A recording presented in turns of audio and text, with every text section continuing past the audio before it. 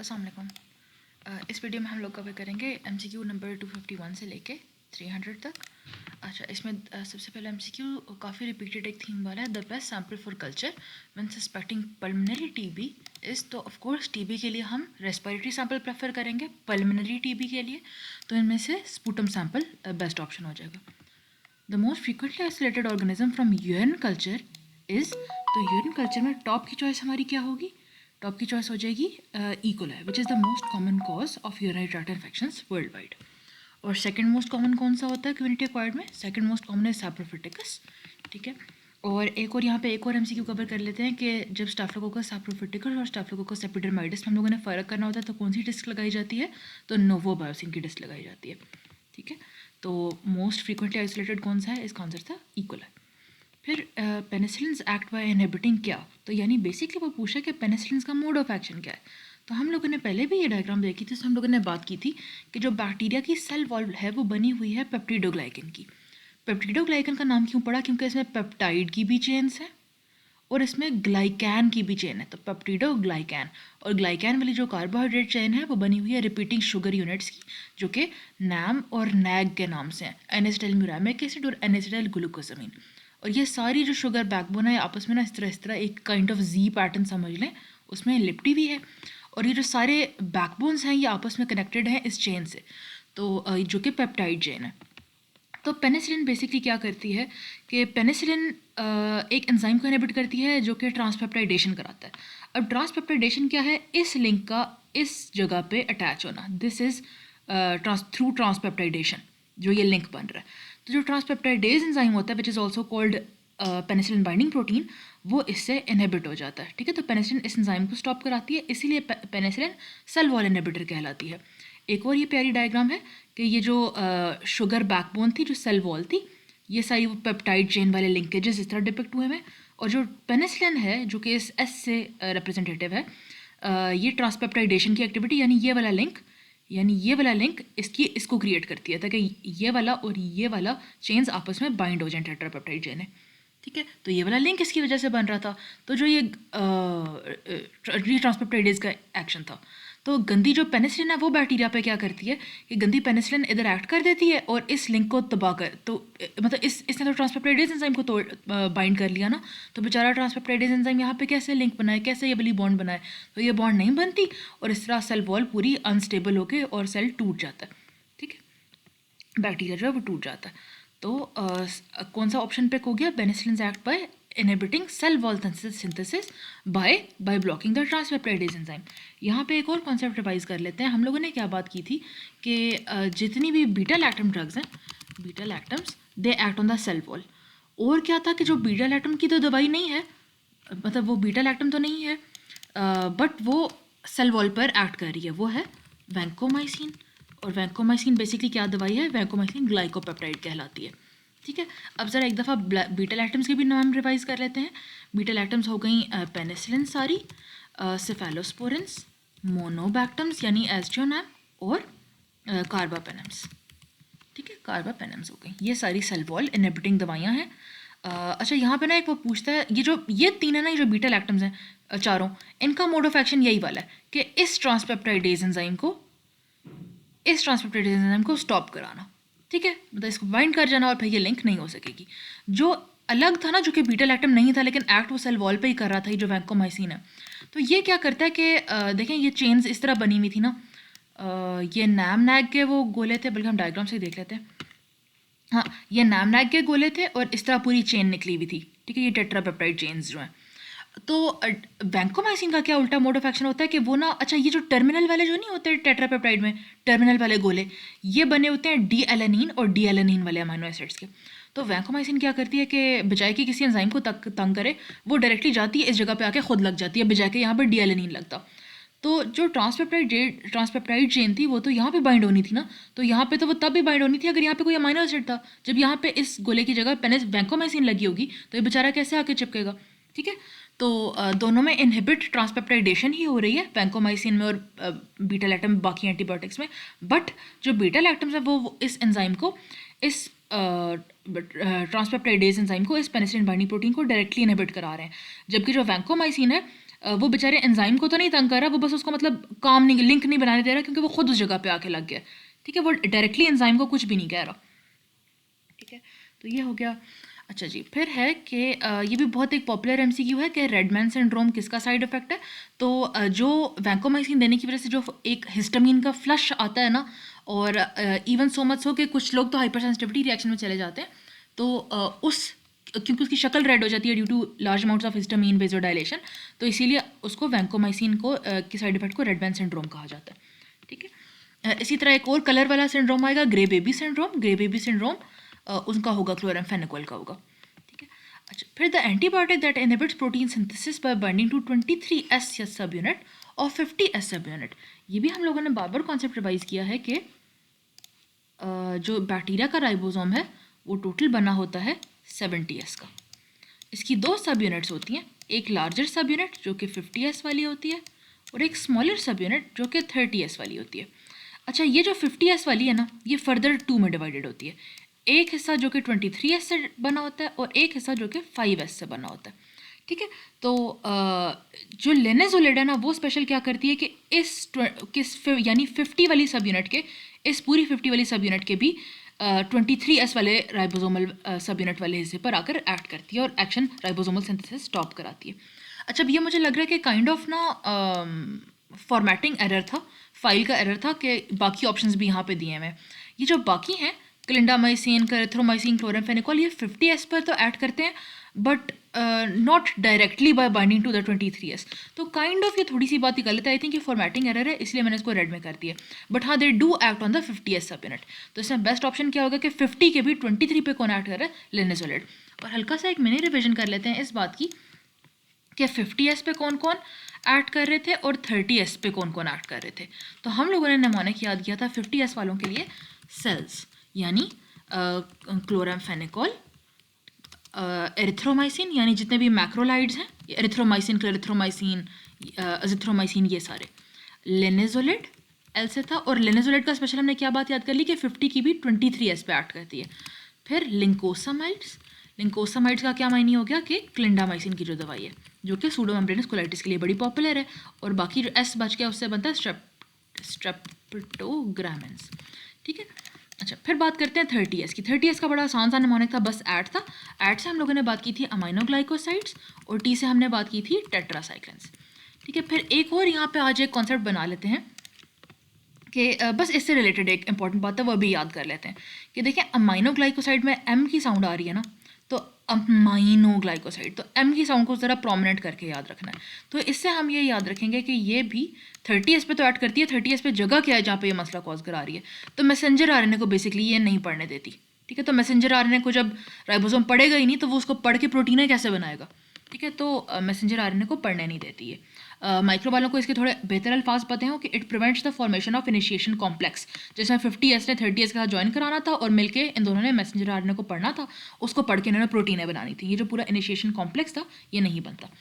ठीक है, फिर हम टी से एक बात याद रख लेते हैं कि टेट्रासाइक्लिन में टी बहुत ज़्यादा आ रहे हैं, तो जो ट्रांसफ़र आरएनए है ना उसको ये नहीं आने देती। ठीक है, तो जब बेचारा ट्रांसफ़र आरएनए अमाइनो एसिड्स पकड़ के ही नहीं लाएगा नए नए, तो कैसे हम प्रोटीनें बनाएंगे मैसेंजर आरएनए को पढ़ के। ठीक है, मतलब मैसेंजर आरएनए पे तो सारा कोड लिखा होगा ना, तो उस कोड के मुताबिक हम कैसे प्रोटीनें बनाएंगे जब ट्रांसफ़र आरएनए को ये दवाइयाँ नए नए अमाइनो एसिड लेके ही नहीं आने दे रही। ठीक है, तो ये मसला हो गया। अच्छा, अब क्योंकि इसमें अमाइनोग्लाइकोसाइड में वो इनिशिएशन कॉम्प्लेक्स ही नहीं बना, इसीलिए अमाइनोग्लाइकोसाइड बैक्टीरिसिडल होती हैं, they will kill the micro organism. जबकि जो टेट्रासाइक्लिन्स हैं जिसमें टीज बहुत ज़्यादा आ रहे हैं, तो tetracycline is bacterio static, static में भी बहुत ज़्यादा टीज की साउंड आ रही है। तो एक हमने टी से ट्रांसफर आरएनए याद रखा और एक स्टैटिक याद रखा। अमाइनोग्लाइकोसाइड में हम लोग एम से एमआरएनए याद रखा और बैक्टीरिसिडल होने की बात की। ठीक है, तो अच्छा, इसका एक और कॉन्सेप्ट साथ ही याद कर लें टेट्रासाइक्लिन का, कि never give them with penicillin, क्योंकि पेनिसिलिन तो बैक्टीरिसिडल दवाई है। तो अगर आप एक स्टैटिक वाली दवाई दे दो जो कि उसकी ग्रोथ ही रोक देगी, तो पेनिसिलिन बेचारी ने तो लॉग फेज ऑफ बैक्टीरिया पे ग्रोथ करना था ना, एक्ट करना था। तो जब इसने ग्रोथ ही रोक दी तो ये बेचारी किस फेज पे एक्ट करे, ये बिल्कुल यूजलेस हो जाएगी। तो never give penicillin with tetracyclines. ठीक है, अच्छा, फिर है macrolides have a wide spectrum of activity. तो कौन है मैक्रोलाइड? तो मैक्रोलाइड हम लोगों ने बात किया था, ये जो सारी मैक्रोलाइड जो 50s पे जब हमने होने की बात की थी कि एजिथ्रोमाइसिन, क्लेरिथ्रोमाइसिन, एरिथ्रोमाइसिन, थ्रो की साउंड्स वाली जो हैं सारी मैक्रोलाइड्स कहलाती हैं। ठीक है, और मैक्रो से याद कर लें कि मैक्रो मतलब बड़ी वाली साइड पे, यानी 50s सब यूनिट ऑफ राइबोसोमल आरएनए पे ये एक्ट करेंगी। फिर antibiotics that block the fungal cell wall synthesis by blocking the enzyme that synthesises beta glucan. और कौन से वाली? अच्छा, इसकी जो ओरिजिनल की थी वो गलत थी, तो ऐसे करते हैं कि पहले इसको ज़रा रिवाइज कर लेते हैं स्ट्रक्चर को, जो हमारा एंटी फंगल वाला था, और ये कि कौन सी दवाई किधर एक्ट कर रही है। ये कल भी रिपीट हुआ था पिछले एमसीक्यू वाले सेट पे, एक दफ़ा दोबारा कर लेते हैं, फिर एमसीक्यू को रिव्यू करेंगे मिलके। ठीक है, अच्छा जी, तो हमने सबसे बाहर से ज़रा शुरू करते हैं। तो सबसे बाहर हो गई फंगस की सेल वॉल। फंगस की cell wall is made up of beta glucan, ठीक है, बीटा डी ग्लूकैन। तो सी से सेल वॉल, सी से कैस्पोफंगन। तो कैस्पोफंगन जो कि बिलोंग करती है इकाइनोकैंडेंस में, वो सेल वॉल सिंथेसिस को स्टॉप कराती है। और सेल वॉल किसकी बनी हुई थी? बीटा डी ग्लूकैन की ना। तो ये लोग किसको स्टॉप करा देते हैं? Beta D glucan synthase enzyme को। ठीक है, माइक्रो वालों को इसका पूरा नाम आता है 1,3 बीटा डी ग्लूकैन सिंथेस। ठीक है, यानी सारी जो इकाइनोकैंडेंस है, जिसका हमने C for caspofungin, C for cell wall याद रखा, वो सेल वॉल सिंथेसिस को by inhibiting beta D glucan synthase enzyme को कर रही हैं। ठीक है, फिर सेल वॉल के अंदर अब चलते हैं, जरा हम चलते हैं सेल मेम्ब्रेन पे। और जिस तरह हमने सेल वॉल की भी पहले बात की थी कि cell wall is made up of beta D glucan, तो इस तरह जो सेल मेम्ब्रेन है ना, ये अंदर वाली पूरी, it is made up of ergosterol. ठीक है, ये सारा अंदर आके अर्गोस्टेरोल ने कर रहा है। तो अब एक तो दवाइयाँ हैं जो अर्गोस्टेरोल के बनने को ही तबाह कर रही हैं, और एक वो दवाई है कि जब ये बेचारा बन के लग तो गया, बट इस पर इस तरह बाइंड करती हैं कि अर्गोस्टेरोल में पोर्स बन जाते हैं, उन पोर्स से सारी चीज़ें लीक आउट कर जाती हैं। तो P for pores, P for polyenes, और पोलियीन से राइमिंग है इनकी दवाइयों के नाम एम्फोटेरिसीन, निस्टर्टीन। ठीक है, इस तरह याद कर लें। तो सेल मेम्ब्रेन पे अर्गोस्टेरोल जब बन गई, तो उसके बनने के बाद इस पर ऐड करके पोर्स किसने बनाए? इन लोगों ने, और मेम्ब्रेन की इंटेग्रिटी ख़राब कर दी। फिर दूसरे वो हमने क्या बात की थी कि मेम्ब्रेन को इनहिबिट करने वाले वो हैं कि उन्होंने अर्गोस्टेरोल की पैदाइश को ही रोक दिया। तो वो कौन कौन थे? कि अच्छा, अब बेचारा बनता अर्गोस्टेरोल किधर से था? स्क्वालिन से बनता था। तो स्क्वालिन से बनती थी स्क्वालिन एपोक्साइड, तो स्क्वालिन एपोक्साइडेज एंजाइम उसने रोक दिया, यानी टर्बो वाला, टर्बो ही नहीं लगी तो आगे काम कैसे चलेगा? तो T for turbo, T for terbinafine, इस तरह याद कर लें। तो स्क्वालिन एपोक्साइड बननी थी। फिर क्या हो रहा था? स्क्वालिन एपोक्साइड से लेनोस्टेरोल बनना था, और लेनोस्टेरोल से फाइनली हमें जो चीज़ चाहिए थी अर्गोस्टेरोल, वो बननी थी। तो देखिए, स्टेरोल स्टेरोल की बात हो रही है ना, ओल ओल वाली साउंड हो रही है, तो इसका जो दवाई है वो भी एजोल्स हैं सारी, यानी कीटोकोनाजोल, फ्लूकोनाजोल, वोरिकोनाजोल, एजोल्स वाले सारे नाम हैं। तो यहाँ पे एंजाइम कौन सा है, ये माइक्रो वालों को प्लीज़ पता हो, 14 अल्फा डीमेथाइलेज। आपको एंटी फंगल्स में दो ही, बल्कि माइक्रो वालों को तो 3 नो नाम आने चाहिए। 1,3 बीटा डी ग्लूकैन सिंथेस जो कि वॉल वाला था, शुरू वाले स्टेप यानी टर्बो लगने वाले स्टेप पे शुरू में स्क्वालिन एपोक्साइडेज था, जिसकी वजह से आगे सिलसिला चला ही नहीं था। और 14 अल्फा डीमेथाइलेज वाले कौन से हैं? सारे एजोल्स हैं जिन्होंने अर्गोस्टेरोल बनाना था। तो ये बनेगी नहीं तो सेल मेम्ब्रेन कैसे बनेगी? ठीक है, फिर एक फाइनली एक रह गया जो न्यूक्लियस में। तो इमेजिन करें कि जो न्यूक्लियस है ना, उसको फ्लू हो गया, वो बीमार हो गया और बैठ गया ना बस बेचारा, तो फ्लू हो गया, तो फ्लू साइटोसिन। ठीक है, तो अब ओरिजिनल एमसीक्यू पे चलते हैं। कौन सी एंटीबायोटिक्स हैं that block the cell wall synthesis by blocking the enzyme जो कि बीटा डी ग्लूकैन्स बनाता था, जो कि सेल वॉल बनाता था? तो वो कौन सा वाला है? तो दैट इज कैस्पोफंगन। ठीक है, ये रेड में इसलिए मार्क्ड है क्योंकि इसकी की ओरिजिनल जो थी वो इनकरेक्ट थी। ठीक है, तो अब ये ठीक हो गया है। अच्छा, फिर है जी स्ट्रक्चरल एनालॉग्स टू पाबा आर। अच्छा, इसमें हम लोग एक कॉन्सेप्ट ज़रा रिवाइज करते हैं। जब हम एंटीबायोटिक्स की बात करते थे तो हम कहते थे कि बैक्टीरिया होता है, बैक्टीरिया की सेल वॉल होती है। सेल वॉल पे कौन एक्ट करती थी? सारी बीटा लैक्टम ड्रग्स और वैंकोमाइसिन। ठीक है, उसका तो इधर काम ख़त्म हो गया। फिर हम बात करते थे कि एक होता है बैक्टीरिया के अंदर डीएनए होता है। तो डीएनए बड़ी इंपॉर्टेंट चीज़ है। तो डीएनए क्योंकि क्वीन वाली चीज़ है, बड़ी इंपॉर्टेंट चीज़ है, तो उससे हमने क्वीन यानी फ्लोरोक्विनोलोन्स यानी सिप्रोफ्लॉक्सिन, लीवोफ्लॉक्सिन याद किए थे। फिर हम लोगों ने क्या बात की थी कि इस डीएनए अगर हम याद करें तो हमने कहा था जो बैक्टीरिया का आरएनए होता है, ठीक है, तो आरएनए को आरएनए पॉलीमरेज इनहिबिटर स्टॉप कराएंगे, जैसे आर से रिफैम्पिसिन, आर से आरएनए, आर से रिफैम्पिसिन, और आर से आरएनए पॉलीमरेज का एंजाइम। ठीक है, तो ये हमने डीएनए और आरएनए की ये बात कर ली थी। सेल वॉल वालों की बात की थी। फिर एक राइबोसोम वालों की बात याद की थी, जिसमें हमने 8 सेल्स याद रखा था, 50s के लिए और 30s के लिए। फिर एक फाइनल रह गया कि जो फॉलिक एसिड सिंथेसिस होनी थी। यानी देखिए फॉलिक एसिड है जो टेट्राहाइड्रोफोलेट है, उसने अब एंड पर रोल किधर प्ले करना है, उसने डीएनए के बनने में रोल प्ले करना है टेट्राहाइड्रोफोलेट ने, ठीक है। और ये स्पेशली किधर, कि जब यूरेडीन से बनेगा थायमिडीन, क्योंकि थायमिडीन में जाके लगना है डीएनए के अंदर, ठीक है। तो अब होता क्या है कि इस तरह का चार्ट ये वाला, तो अब होता क्या है कि जो पैरा अमीनो बेंजोइक एसिड होता है ना, ओरिजिनल जो था, उससे बनता था डायहाइड्रोफोलिक एसिड, डायहाइड्रोफोलिक एसिड से बनता था टेट्राहाइड्रोफोलिक एसिड। तो अब जो हमारी सल्फा ड्रग्स थी ना, यानी जिसको हम बड़ा एक पॉपुलर नाम बार बार बोलते हैं कोट्रामोक्साजोल के नाम से, जो कि है ट्राईमेथोप्रीम सल्फामेथोक्साजोल वाली दवाई, तो उसमें क्या होता है कि जो ट्राईमेथोप्रीम वाला पोर्शन है वो इस स्टेप को रोक देता है, यानी डायहाइड्रोफोलेट का टेट्राहाइड्रोफोलेट में बनना, यानी डायहाइड्रोफोलेट रिडक्टेज एंजाइम को वो स्टॉप करा देता है। और जो ओरिजिनल हमारी दवाई थी, ये ट्राईमेथोप्रीम सल्फामेथोक्साजोल पूरा नाम है ना, तो जो सल्फोनामाइड वाला पोर्शन है वो इस स्टेप को इनहिबिट कराता है। अच्छा, अब इस स्टेप को वो किस तरह इनहिबिट करा रहा है, ये जो सल्फोनामाइड है ना, ये इस पैरा अमीनो बेंजोइक एसिड का स्ट्रक्चरल एनालॉग होता है, स्ट्रक्चर से मैच करता है। तो उल्टा सल्फोनामाइड इसके साथ कम्पीट करता है, और बजाय के पैरा अमीनो बेंजोइक एसिड के साथ ये एंजाइम चिपकता है और डीएचएफ बनाता, वो एंजाइम सल्फोनामाइड के साथ चिपक जाता है, ठीक है। और चिपक के फिर वो इनहिबिट हो जाता है बेचारा, क्योंकि इसके साथ उसने कुछ नहीं उसको तोड़ के बनाना, तो उल्टा फिर डीएचएफ नहीं बनता, और फाइनली फिर डीएचएफ भी इवन नहीं बनता। तो इसीलिए you give trimethoprim and sulfamethoxazole together in a combination, ताकि इनका बड़ा सिनर्जिस्टिक इफेक्ट हो और बड़ी अच्छी एक्ट हो। तो यही वो पूछ रहा है कि स्ट्रक्चरल एनालॉग कौन सी दवाई थी जो स्ट्रक्चरल एनालॉग टू पावा था, तो पैरा अमीनो बेंजोइक एसिड का एनालॉग कौन था, सल्फोनामाइड, जिसने ये पूरा रिएक्शन स्टॉप करा दिया, आगे नहीं बढ़ने दिया, ठीक है। ये इसकी पूरी इंग्लिश भी लिखी हुई है। माइक्रो वालों को एंजाइम्स भी प्लीज़ बताओ कि पैरा अमीनो टू डायहाइड्रोफोलेट कौन है, डायहाइड्रोटिरोइड सिंथेज, और डीएचएफ टू टीएचएफ कौन है, डायहाइड्रोफोलेट रिडक्टेज। सिंथेसिस पहले होता है, तो सिंथेज वाला पहले, रिडक्टेज वाला बाद में, ऐसे याद रख लें, ओके। फिर वो कहते हैं कि वो कौन सी बैक्टीरियासिडल दवाइयाँ हैं that block bacterial DNA synthesis by inhibiting the enzyme DNA gyrase. तो इधर हम लोगों ने जब हम ये डीएनए की बात की थी, बैक्टीरिया के डीएनए की, तो हमने क्या कहा था, डीएनए इज़ वेरी इंपॉर्टेंट, तो हमने उसको क्वीन वाली दवाई देनी है, फ्लोरोक्विनोलोन। और फ्लोरोक्विनोलोन कर क्या रही है कि वो डीएनए गायरेज एंजाइम को स्टॉप करा रहे हैं, ठीक है। डीएनए गायरेज एंजाइम स्टॉप कराती हैं जो हैं फ्लोरोक्विनोलोन्स, यानी सिप्रोफ्लॉक्सासिन और लीवोफ्लॉक्सासिन, ठीक है। फिर antibiotics that act by altering the cell membrane, ये एक रह गया था, तो सेल मेम्ब्रेन वाली हमने एक मिस किया था। अच्छा, सबसे पहले तो सेल वॉल थी ना, ये अंदर उसके जाने वाली, that is the cell membrane.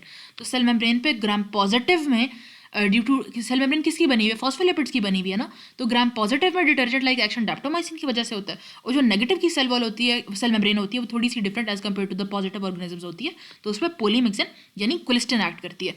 तो कोलिस्टिन का पूछा जाता है कि किस पे, तो हमने याद रखना है कि पोलीमिक्सिन्स आर कोलिस्टिन। जो कोलिस्टिमेथेट सोडियम है ना, कोलिस्टिमेथेट के एंड पे ई आता है, तो पोलीमिक्सिन ई इज कोलिस्टिमेथेट सोडियम, और जो पोलीमिक्सिन बी जो कि हम टॉपिकल लगा रहे होते हैं स्किन पे, दैट इज पोलीमिक्सिन बी, ठीक है। अच्छा, ये इस हल्का सा वही दोबारा रिवाइज हुआ है कि सेल वॉल वाले कौन से थे, सेल वॉल वाले सारे बीटा लैक्टम्स थे, यानी पेनिसिलिन, सेफेलोस्पोरिन, कार्बापेनम, मोनोबैक्टम। और सेल वॉल पे कौन एक्ट करता था, ग्लाइकोपेप्टाइड यानी वैंकोमाइसिन। फिर हमने राइबोसोम की बात याद की थी, 50 और 30, 50 का सेल्स नेमोनिक था, 30 का एट नेमोनिक था। डीएनए गायरेज में हमने सारी डीएनए इंपॉर्टेंट था, तो फ्लोरोक्वीन की बात की थी।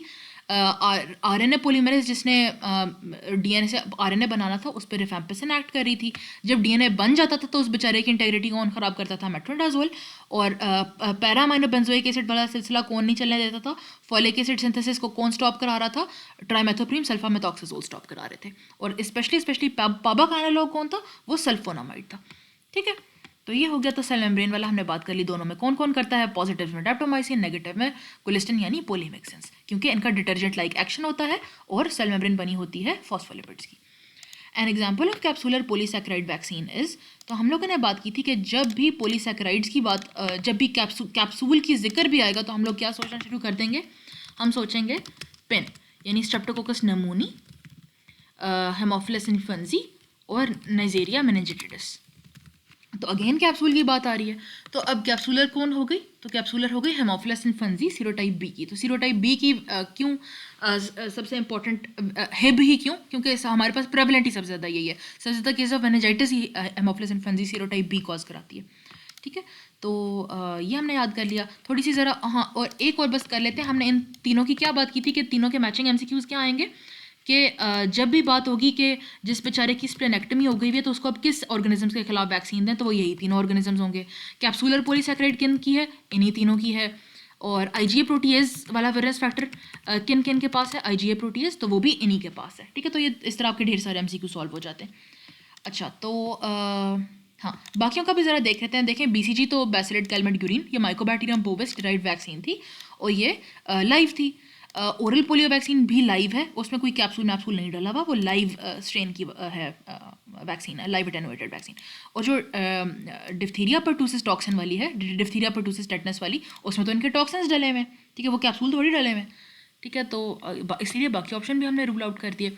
फिर ये थोड़ा सा एक बड़ा लो क्वालिटी टाइप MCQ है कि मतलब एंटी टॉक्सिन के लिए दूसरा अल्फाज क्या यूज़ करते हैं, तो इम्यूनोग्लोबुलिन, ये बस बोंगी सी बात है, लेकिन चलो की में है तो हम लोग कर लेते हैं। अच्छा जी, अभी डिस्कस हुआ कि BCG is an example of कैसी vaccine, BCG live attenuated vaccine है। एक और लाइव अटेनुएटेड वैक्सीन हम कौन सी याद रख लें, हम याद रख लेते हैं, देखिए रैबिट होता है ना, रैबिट भागता है, तो रैबिट से कौन सी बीमारी होती है, टुलरीमिया होता है, तो फ्रांसिसेला टुलरेंसिस की भी लाइव अटेनुएटेड वैक्सीन होती है। और किसकी लाइव होती है, ओरल पोलियो वाली OPV, that is also live. फिर वो कहता है an example of passive active immunity is seen कब, तो पहले तो इसका मतलब ज़रा समझते हैं। पैसिव का मतलब होगा कि जो कि एंटीबॉडियाँ देने से, इम्यूनोग्लोबुलिन देने की वजह से हो रही है, जिसमें आप इम्यूनोग्लोबुलिन दे रहे हो। और एक्टिव वो है जिसमें आप टॉक्सॉइड दे रहे हो, ठीक है, एंटीजन दे रहे हो।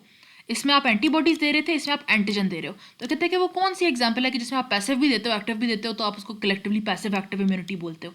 तो वो होती है, एक तो इसकी एग्जांपल रेबीज़ है कि जब वो डॉगी काटता है तो हम कहते थे ना कि इसको इम्यूनोग्लोबुलिन भी लगाओ और रेबीज़ की वैक्सीन भी लगाओ, उसकी भी सीरीज़ लगाओ आप। तो जैसे रेबीज़ एग्जांपल थी, उसका टेटनस भी है, जैसे जब भी चोट लग जाती है तो उसको टेटनस इम्यूनोग्लोबुलिन भी लगाते हैं।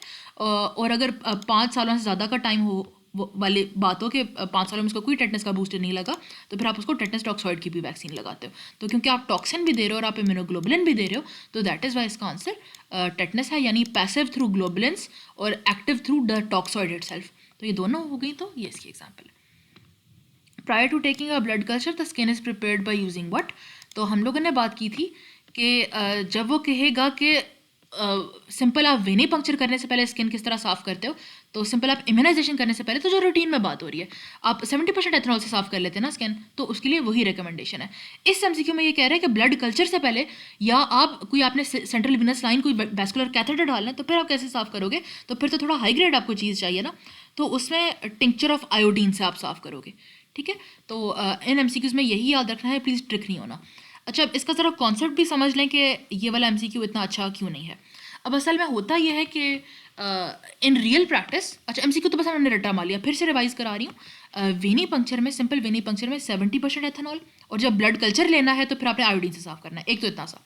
अब ज़रा इसके कॉन्सेप्ट को समझ लें कि ये वाली बात इतनी ठीक क्यों नहीं है। क्योंकि जो किताब है ना, किताब कहती है कि शुरू में आपने जो स्किन का गंद है वो आपने सिंपल एथेनॉल से साफ़ करना होता है, फिर आपने आयोडीन लगानी होती है, फिर आपने उस आयोडीन को 70% एथेनॉल से साफ़ करना होता है, क्योंकि आयोडीन अगर स्किन में चली गई, मतलब अंदर during the time of injection, तो वो थोड़ा काम ख़राब कर सकती है अगर आपने ड्राइंग टाइम एडुकेट नहीं दिया था तो, ठीक है। तो इसलिए ये बात इतनी कोई प्यारी नहीं है। अगर ये ऑप्शन होता कि tincture of iodine followed by 70% ethanol, तो वो ज़्यादा प्रेफर होता, बट अगर वो नहीं इस तरह दे रहा, तो आपने tincture of iodine he select करना है, क्योंकि मेन जो सुपर हीरो है ना ब्लड कल्चर से पहले सफाई का, that is iodine, that is not ethanol, ठीक है। एथेनॉल बस आप इसलिए लगा रहे हो, मतलब आप सैंडविच मेथड जो आप यूज़ कर रहे हो ब्लड कल्चर के लिए, कि पहले आप एथेनॉल लगाते हो, फिर आप आयोडीन लगाते हो, फिर अगर आपने ड्राइंग टाइम एडिक्वेट छोड़ा है तो बस आप डायरेक्ट आयोडीन के बाद ही आप प्रिक कर दो। अगर ड्राइंग टाइम नहीं, तो आप उस आयोडीन को पहले ज़रा एथेनॉल से साफ़ करें, फिर जस्ट हार्डली कोई 15-20 सेकंड का ड्राइंग टाइम दें और फिर आप प्रिक करा दें, ठीक है। तो लेकिन मेन हीरो वाज आयोडीन जो हमें चाहिए था, ठीक है। तो ये बात याद रखिएगा। तो इसका MCQ आंसर क्या बन गया कि प्रायर टू ब्लड कल्चर आपने किस तरह साफ़ करनी है, आयोडीन से, ठीक है। इसका ज़रा और बातें भी देख लें कि सर्जन के हाथ किस तरह साफ़ करने हैं, सर्जरी से पहले क्लोरहेक्सिडिन वाले साबुन से, और सर्जरी की साइटें किस तरह प्रिपेयर करनी है। तो जो हम हाउस जॉब में भी देखते थे कि वो लोग आयोडोफोर कंपाउंड्स डालते थे, ठीक है, तो स्किन के ऊपर वो जो ब्राउन कलर का आयोडीन टाइप चीज़ें होती थी, तो आयोडोफोर कंपाउंड्स आप यूज़ करते हो सर्जिकल प्रिपरेशन से पहले, काटने से पहले, ओके। फिर बर्न वुंड्स का एक ज़रा प्लीज़ देख लें, सिल्वर सल्फर डायजीन। फिर एक ये बड़ा पसंद का MCQ है कि ब्लड जब गिर गया, तो किसी का भी ब्लड गया, हेपेटाइटिस B, C, HIV वाले बंदे का भी गिर गया ना, आपने हाइपोक्लोराइड से साफ़ करना है, ठीक है। तो मैंने इस तरह याद किया था कि ज़मीन नीचे होती है ना, तो नीचे मतलब हाइपो, तो ज़मीन जब भी साफ़ करनी है तो हाइपोक्लोराइड से साफ़ करनी है, मैंने तो ऐसे याद किया हुआ था, चाहे वो जिस मर्जी की है, B, C, HIV what ever, आपने हाइपोक्लोराइड से ज़मीन साफ़ करनी है। Sterilise surgical equipment and heat sensitive वाले, तो सेंसिटिव वाले को आप इथिलीन ऑक्साइड गैस से कर सकते हो, बट अगर वो स्पेसिफिकली मेंशन कर देना कि एंडोस्कोप रेस्पिरेटरी थेरेपी, तो उसमें अगर ये दोनों है ना, तो और बोथ का ऑप्शन नहीं है, तो better to go for glutaraldehyde. और ये बड़ा इसका पसंद का है सीपीएसपी के पूल का कि आप एंडोस्कोपों को रेस्पिरेटरी थेरेपी इक्विपमेंट को किस तरह साफ करोगे, तो आपने ग्लूटाराल्डिहाइड करना होता है। माइक्रो वालों को भी ये भी पता हो कि वो इसकी परसेंटेज भी पूछ सकता है, तो परसेंटेज इज 2% ग्लूटाराल्डिहाइड। ठीक है, फिर अब ये तो थे ना बेचारे हीट सेंसिटिव वाले, तो जो नॉन हीट सेंसिटिव है उनके लिए तो सीधा आप ऑटोक्लेव में डालो। फिर स्टेरिलाइज आईवी वाली सॉल्यूशंस। अच्छा, आईवी वाली सॉल्यूशंस के लिए अब मसला ये होता था कि जब खाली वो मतलब रेडिएशन वगैरह से करते थे ना, तो मतलब बैक्टीरिया मर तो जाता था, बट बैक्टीरिया की डेड बॉडी उसी सोल्यूशन में रहती थी। तो अगर डेड बॉडी रह रही है, मतलब वॉल के अंदर जो एंडोटॉक्सिन बैठा हुआ है वो भी रह रहा है, तो वो फिर देखा यह गया कि जब आईवी सोल्यूशन लगाते थे तो वो शॉक में चले जाते थे। अच्छा, अब ना एक एमसीक्यू है पूल में जो कि जिसमें फिल्ट्रेशन ऑप्शन है, तो उसमें आपने फिल्ट्रेशन ही चूज़ करना है। एक ऐसा एमसीक्यू उसमें फिल्ट्रेशन का ऑप्शन ही नहीं है, तो उसमें क्योंकि आप फिल्टर में आप उसकी डेड बॉडी भी रिमूव कर रहे हो ना, तो इसीलिए इसको प्रेफर कर रहे हो आप। तो वो जो एमसीक्यू जिसमें फिल्ट्रेशन बेचारे का ऑप्शन ही नहीं है, तो उसमें फिर आप लोगों ने रेडिएशन चूज़ करनी है। ठीक है। अच्छा, फिर कि अगर ओटी रूम नहीं है यूज़ में, तो आप उसकी कैसे डिसइंफेक्शन करोगे? यूवी लाइट ऑन करके छोड़ दें। Disinfect floor of operating room unless किसी HIV वगैरह के बंदे का ब्लड स्पिल हुआ था, तो फिर आपने सिंपल लाइसोल से बेंजल कोलियम क्लोराइड से साफ कर देना है। बट अगर blood spill from have BC HIV हो, तो फिर हाइपोक्लोराइड। स्टेथोस्कोप का ये आया हुआ था अभी लास्ट टाइम वाले सेशन में, ये मेरे ख्याल से ये जो जून जुलाई वाले पेपर थे 2024 के, तो उसमें आपने साफ़ करना है एथेनॉल से, सिंपल। उसमें उसका आयोडीन का भी ऑप्शन था, आयोडीन से नहीं साफ़ करना है स्टेथोस्कोप, 70% एथेनॉल से। और ये माइक्रो वालों को बस पता हो कि as a preservative in vaccine किसको यूज़ करते हैं, तो थायोमेरासोल। ठीक है, लेकिन ये एक बहुत बहुत इंपॉर्टेंट टेबल है लेबेंसन का, इसमें एटलीस्ट जो बातें मेंशन की हैं वो ज़रूर आती हैं। Okay, the primary test done to differentiate staphylococci from streptococci. अच्छा, ये भी अगेन एक बड़ा रिपीटेड कॉन्सेप्ट है कि जब आपके पास ग्राम पॉजिटिव कोकाई आ गए ना, ठीक है, तो आपने उनको मतलब बेसिकली जो आपको colony suspicious of being a gram positive कोकस लग रही है, आपने जी की ग्राम स्टेन, तो ग्राम स्टेन पे आपको ये ग्राम पॉजिटिव नज़र आ गए और कोकस की शेप में थे।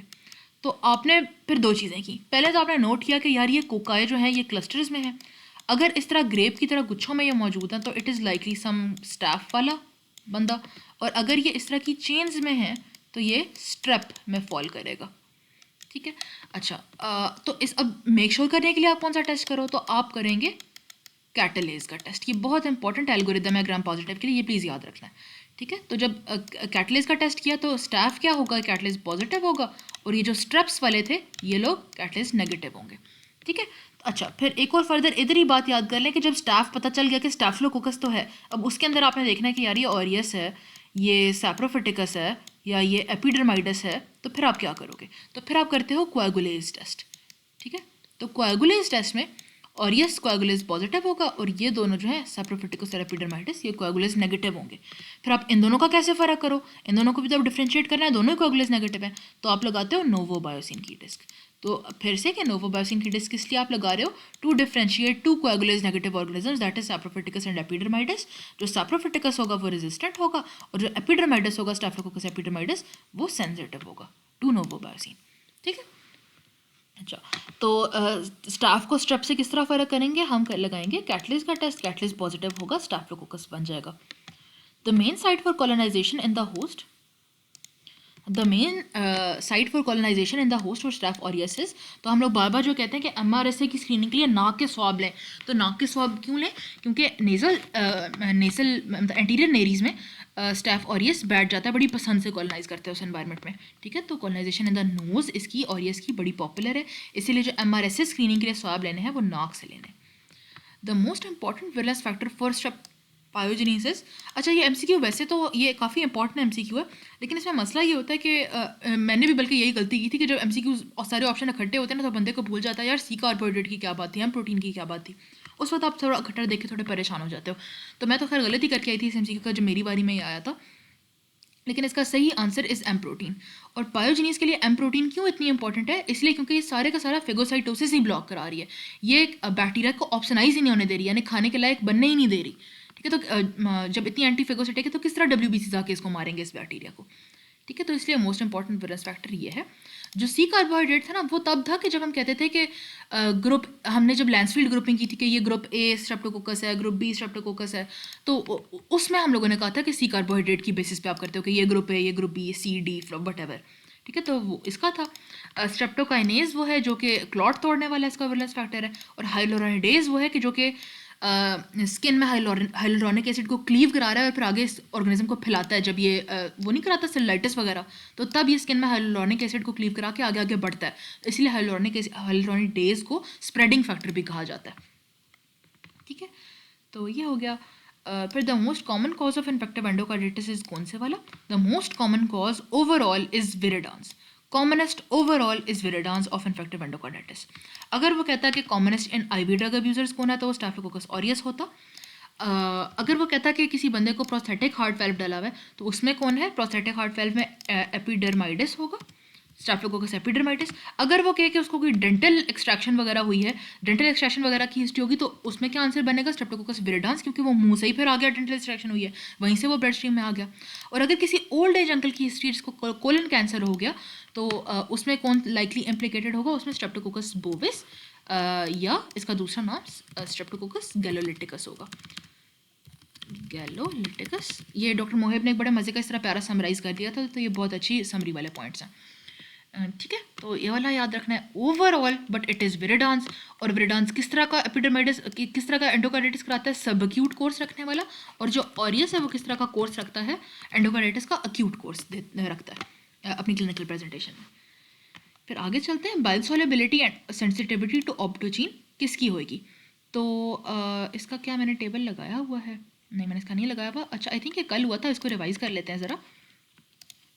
अच्छा, जब हमारे पास नैरो डाउन हो गया ना कि यार हैं तो ये स्ट्रेप्टोकोकाई, मतलब चेन्स में ग्राम पॉजिटिव कोकाई हैं, और कैटलेज टेस्ट इनका नेगेटिव ही है, ठीक है, नेगेटिव है। तो इस पर फिर फर्दर आप डिवाइड करते हो on the basis of haemolysis. अगर कंप्लीट हेमोलिसिस है, जिसको बीट के आप मतलब प्लेट ऊपर उठाते हो तो आपको पूरी दुनिया प्लेट के पीछे नजर आ रही है, पूरा का पूरा ब्लड अगर का खून लाइज हो गया है, तो उसको बीटा हेमोलिसिस का कहते हैं। बीटा हेमोलिसिस यानी कंप्लीट हेमोलिसिस। एक और वो है जो अल्फा हेमोलिसिस शो करते हैं। अल्फा हेमोलिसिस पार्शियल हेमोलिसिस के जो कि ग्रीन टिंज आपको देगा on the blood agar plate. फिर एक वो है जो कि बेचारे हेमोलिसिस शो ही नहीं करते, उनको बोलते हैं गैमा हेमोलिसिस वाले, नॉन हेमोलिटिक वाले, ठीक है। अब इसको कैसे फर्दर डिवाइड किया जाता है? जो बीटा हेमोलिसिस वाले रखने वाले हैं वो एक है लैंसफील्ड ग्रुप ए वाला, यानी स्ट्रेप्टोकोकस पायोजेनीस, और एक है लैंसफील्ड ग्रुप बी जो कि स्ट्रेप्टोकोकस ए गैलेक्सी कॉज कहलाता है, ए गैलेक्सी, ठीक है। तो ये दोनों बीटा हेमोलिटिक वाले हैं, और इन दोनों को किस बेसिस पे फ़र्क करते हैं? बी से बीटा हेमोलिटिक, बी से बेसिट्रेसन की डिस्क। माइक्रो वालों को प्लीज़ ये भी पता हो कि बेसिट्रेसन की कितनी वाली डिस्क? तो बेसिट्रेसन की 0.4 यूनिट वाली डिस्क, 10 वाली नहीं, 0.04 यूनिट वाली, 0.04 वाली, ठीक है। तो बेसिट्रेसन सेंसिटिव कौन होगा? पायोजेनीस। और बेसिट्रेसन रेजिस्टेंट कौन होगा? Agalactiae. Pyogenes sensitive, agalactiae resistant. फिर हम चलते हैं जो अल्फा हेमोलिटिक वाले थे, ठीक है। तो अल्फा हेमोलिसिस क्या था? जो कि पार्शियल हेमोलिसिस था ना। तो पार्शियल हेमोलिसिस में हम लोगों ने क्या बात की थी कि कौन सी डिस्क आ जाएगी? ऑप्टोजीन डिस्क की बात कोई ना कोई होएगी। अच्छा, अगर वो है ना ऑप्टोजीन सेंसिटिव है और आपने बाइल ऊपर डाली प्लेट के, और वो बिल्कुल मतलब बाइल में आपने जब इंक्यूबेट किया 15 मिनट बाइल डाल के प्लेट के ऊपर, तो वो कॉलोनियाँ गायब भी हो गई जब आपने प्लेट निकाली, तो यानी वो बाइल सॉलेबल थी, यानी वो कोई ऐसी चीज़ थी कि उसका कैप्सूल बाइल की प्रेजेंस में बिल्कुल लाइज हो रहा था। तो बाइल सॉलेबिलिटी पॉजिटिव और सेंसिटिव टू ऑप्टोजीन की डिस्क, तो ये कौन सा ऑर्गेनिज्म होगा? स्ट्रेप्टोकोकस नमूनी, ठीक है। ये बहुत इंपॉर्टेंट बात है कि streptococcus pneumoniae is sensitive to bile and sensitive to optochin as well. और अगर ये बाइल डालने पे बिना गली कॉलोनियाँ और ऑप्टोजीन भी आपने टेस्ट किया, तो ऑप्टोजीन को भी वो रेजिस्टेंट आ रही हैं, तो यानी एमी बस मुंह का गंद है उस रेस्पिरेटरी सेक्टर में, बस मुंह का नॉर्मल फ्लोर है, जो कि विरिडांस ग्रुप है, ठीक है, स्ट्रेप्टोकोकस विरिडांस। और गैमा हेमोलिटिक में क्या था? गैमा हेमोलिटिक में हम बात करते थे कि एंटेरोकोकस, मतलब ग्रुप डी वाले पैथोजन। ये तो ग्रुप ए लैंसफील्ड, ग्रुप बी लैंसफील्ड, तो यहाँ पे आ गया था ना, तो ग्रुप डी ऑफ लैंसफील्ड यहाँ पे आता है। तो ग्रुप डी ऑफ लैंसफील्ड में एंटेरोकोकस और स्ट्रेप्टोकोकस बोविस / गैलोलिटिकस, ठीक है, तो वो इस ग्रुप में आगे जो कि हेमोलिसिस शो ही नहीं कर रहे थे, और इनके लिए फिर आप कौन सा टेस्ट लगाओगे, आप लगाओगे एंटेरोसेट। तो अभी तक हम 3 डायग्नोस्टिक डिस्कों को रिवाइज कर चुके हैं। जब हम लोगों ने यूरिन में बात की तो यूरिन में हम लोगों ने किसकी बात की थी, स्टाफ में हमने किसकी बात की थी, हम लोगों ने नोवोबायोसिन की डिस्क की बात की थी। नोवोबायोसिन से सेंसिटिव कौन थे, नोवोबायोसिन से सेंसिटिव था एपिडर्माइडिस और रेजिस्टेंट था सैप्रोफिटिकस, जो कि यूरिनरी ट्रैक्ट इन्फेक्शंस कॉज करा रहा था। फिर एक और डायग्नोस्टिक डिस्क की हमने किसकी बात की, हम लोगों ने बात की B for beta haemolytic, B for bacitracin की डिस्क। ठीक है, तो बेसिट्रेसिन को सेंसिटिव कौन था, पायोजेनिस, रेजिस्टेंट कौन था, ए गैलेक्टी। अच्छा, ये डिस्कों से नहीं बचा जा सकता माइक्रो का या नॉन माइक्रो का बंदा, डिस्कों का सवाल आएगा डायग्नोस्टिक डिस्क का, ये बहुत इंपॉर्टेंट है। तो इनको प्लीज़ एक दफ़ा ही कर लें, अच्छा कर लें, बस एक दफ़ा की मेहनत लगेगी, उसमें अच्छा याद कर लें, बाकी आपके सारे बहुत एमसीक्यूज आसान हो जाएंगे। तीसरी डिस्क कौन थी जिसकी हमने बात की, हमने बात की ऑप्टोजीन की। ऑप्टोजीन से सेंसिटिव कौन होगा, स्ट्रेप्टोकोकस नमूनी, और ऑप्टोजीन से रेजिस्टेंट कौन होगा, विरिडांस। ठीक है, तो सेंसिटिव ऑन ऑप्टोजीन एंड बायोसोलेबल, तो ये कौन है, स्ट्रेप्टोकोकस नमूनी बन गया। फिर वो कहते हैं हेमरेजिक मीडियस्टाइटिस किसकी कॉम्प्लिकेशन है, तो हम लोगों ने एक डिजीज़ की बात की थी, बैसिलस एंथ्रेसिस की, यानी एंथ्रैक्स की हम लोगों ने बात की थी। बैसिलस एंथ्रेसिस ऑर्गेनिज्म था। तो हम लोगों ने कहा था इसकी के 3 फॉर्म्स होती हैं, एक क्यूटेनियस एंथ्रैक्स, एक पल्मोनरी एंथ्रैक्स और एक गैस्ट्रोइंटेस्टाइनल एंथ्रैक्स। ठीक है, क्यूटेनियस एंथ्रैक्स वो है, अच्छा बेसिकली डिजीज़ हो किस तरह रहा है कि सॉइल में पड़े होते हैं इसके स्पोर्स, तो सॉइल में एनिमल वगैरह घूमते हैं, तो जैसे शीप वगैरह होती है तो उसकी वूल पे वो आ जाता है। तो जो लोग वूल को शेयर करते हैं शीप के ऊपर से, वूल को मतलब उस या साफ़ करते हैं या ब्रश करते हैं, ये जो फार्मर शीप का ख्याल रखने वाले, तो उनकी स्किन में ये एंटर कर सकता है, तो उससे हो जाएगा क्यूटेनियस एंथ्रैक्स, जिसमें कैरेक्टरिस्टिक क्या लीजन बनेगी, मैलिग्नेंट पस्ट्यूल या स्कार बनेगा। पल्मोनरी एंथ्रैक्स तब हो जाएगी कि उस फर वगैरह से उसने स्पोर इनहेल कर लिए, ठीक है, फार्मर ने तो इनहेल कर लिए, तो उसकी लंग में आ गए। अब लंग वाले में यानी इनहेलेशन एंथ्रैक्स की कॉम्प्लिकेशन टॉप मोस्ट है हेमरेजिक मीडियस्टाइटिस। तो अगर वो पूछे what is the most common वाली फॉर्म ऑफ बैसिलस एंथ्रैक्स, तो आपने क्यूटेनियस एंथ्रैक्स प्रोटेक्ट करना है। अगर वो कौन सी वाली is the most lethal form, तो दैट इज़ पल्मोनरी एंथ्रैक्स, क्योंकि उसमें हेमरेजिक मीडियस्टाइटिस हो रहा है। ठीक है, तो ये वाली बातें हो गई। ओके, फिर आगे चलते हैं कि कोल्ड एनहेंसमेंट किसका फीचर है। कोल्ड एनहेंसमेंट, बार बार ये बात होगी, cold enhancement, tumbling motility, neonatal meningitis, ये सब लिस्टीरिया की बातें हैं। इसीलिए तो ये फूड्स वगैरह में सर्वाइव कर जाता है, फ्रिज में जो खाने पड़े होते हैं, क्योंकि इसको कोल्ड टेम्परेचर पसंद है, इसमें सर्वाइव कर जाता है बड़ा अच्छा। सो मच हो कि इसकी स्पेशल जो इसको जब लैब में हम लोगों ने डायग्नोज करना होता है, तो हम क्या करते हैं कि इसको ना ब्रेन हार्ट इन्फ्यूजन ब्रॉथ में डाल देते हैं, और मतलब 2 ब्रेन हार्ट इन्फ्यूजन ब्रॉथ की बोतलें लेते हैं, एक को रख देते हैं 4 डिग्रीज़ पे और एक को रख देते हैं 37 डिग्रीज़ पे, इसको मतलब ऑर्गेनिज्म घोल के उसके अंदर। जब हम 4 डिग्रीज़ वाला देखते हैं ना वेट माउंट करके, तो उसमें तो ये इतना प्यारा मोटाइल, इतनी प्यारी टम्बलिंग पता चल रही होती है, और जो एमी आपने बस 37 पे इंक्यूबेट करती होती है उसमें इतनी प्यारी मोटिलिटी नहीं होती, क्योंकि ये कोल्ड में एनहेंस्ड अपने फीचर ज़्यादा शो करता है। ठीक है, तो एनहेंस्ड विरुलेंस इन कोल्ड वाली एनवायरनमेंट, तो इसीलिए ये फ्रिज के खानों में रह जाता है। फ्रिज की चीज़ वगैरह स्पेशली, अगर प्रेग्नेंट वुमेन की चीज़ खाने की हिस्ट्री होगी तो उसमें लिस्टीरिया को ज़रूर सोचें। फिर बैसिलस सीरियस, जिस तरह हम लोगों ने एंथ्रैक्स की बात की थी कि उसमें हेमरेजिक मीडियस्टाइटिस होता है, इस तरह एक और बैसिलस भी है, बैसिलस सीरियस। ये बहुत एक पसंद का पेट एमसीक्यू है कि रीहीटेड फ्राइड राइस जब वो खाएगा तो उसके बाद उसको बहुत ज़्यादा वॉमिटिंग और डायरिया हो जाएगा, तो वो बैसिलस सीरियस होगा। फिर एक और के salpingitis resulting in sterility is the most frequent complication seen in किसकी इन्फेक्शन, यानी सेल्पेंजाइटिस की वजह से स्टेरिलिटी तक पहुंचा कौन देता है, तो यानी ये कोई ऐसा ही ऑर्गेनिज्म होगा जो कि पेल्विक इन्फ्लेमेटरी डिजीज़ कॉज करा रहा है, और इतनी गंदी इन्फ्लेमेशन करा रहा है कि फाइब्रोसिस, मतलब बार बार सेल्पेंजाइटिस इन्फ्लेमेशन, और उसकी वजह से फाइब्रोसिस हो रहा है और फिलोपियन ट्यूब्स तंग होकर बंद हो गई हैं, तो वो बंदी स्टेराइल हो गई है। तो ये कौन है, तो ये नसीरा गनोरी के लिए और क्लैमिडिया ट्रैकोमैटिस के लिए बहुत इंपॉर्टेंट बात है, पेल्विक इन्फ्लेमेटरी डिजीज़ कॉज कराना। ठीक है, बट अगर दोनों ऑप्शन में आ जाए तो better to go for नजीरा Ganori. तो इसको थोड़ा सा पढ़ भी लेते हैं। सो मच सो कि वो अच्छा बंदों में इसका कोर्स, क्योंकि वो उनको यूरिथ्रल डिस्चार्ज बहुत पुरलेंट किस्म का होता है, तो बंदों में फ़ौरन पता चल जाता है। जो फीमेल में होता है ना कि अच्छा फीमेल में जो इनिशियल इन्फेक्शन होती है वो एंडोसर्विक्स में होती है, तो शुरू में ना यूजली नहीं सिम्टम्स आते। अगर बहुत सवेयर हो जाए ना तो पुरलेंट वेजाइनल डिस्चार्ज भी आ सकता है, और सर्विसाइटिस को सिंबलाइज करने वाली इंटरमेंस्ट्रुअल ब्लीडिंग भी उसको हो सकती है। फिर अगर बहुत बिल्कुल ही ना ठीक हो, क्योंकि शुरू में इसके सिम्टम्स नहीं आते, तो यूजुअली बीमारी विमेन में तभी पता चलती है, मैन में तो जल्दी सिम्टम आ जाते हैं, विमेन में नहीं पता चलती बीमारी, और इतना प्रोग्रेस कर गई होती है जब तक पता चलता है कि उसको यूट्राइन ट्यूबों की इन्फ्लेमेशन है, जिसको सल्पेंजाइटिस कहा जाता है, pelvic inflammatory disease, pelvic pain की इसमें हिस्ट्री हो सकती है, और स्टेरिलिटी या एक्टोपिक प्रेगनेंसी की हिस्ट्री हो सकती है।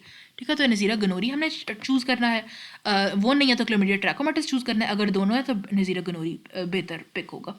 ठीक है, जब भी बात आए ना यूरेथ्रल डिस्चार्ज की तो नज़ीरा गनोरी टॉप डिफरेंसेस में बना लें, वो नहीं है तो फिर हम क्लैमिडिया ट्रैकोमैटिस की तरफ जाएँ।